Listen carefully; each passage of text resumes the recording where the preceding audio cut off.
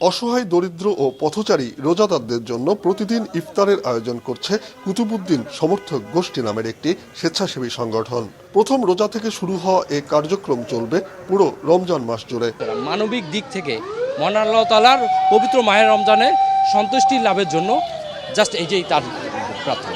প্রতিদিনের ইফতারের মেনুতে থাকে তেহারি বা বুট বিরিয়ানি, সঙ্গে মুরগির মাংস বা ডিম, এর সাথে খেজুর ও চপ। সড়কের পাশে বিনামূল্যের এই আয়োজনকে সাধুবাদ জানাচ্ছেন অনেকেই। এখানে রুগী নিয়ে আসছি আমি, আসে দেখি যে এরকম একটা আয়োজন, তো সবাই ইনভাইট করলো, খুব ভালো লাগলো আর কি। বিনামূল্যে যে ইফতারের আয়োজন করা হয়েছে, তো এই উদ্যোগটা আমার কাছে ভালোই লাগলো। এমন উদ্যোগকে মানবিক ও সামাজিকতার উজ্জ্বল দৃষ্টান্ত হিসাবে মনে করেন রোজাদাররা।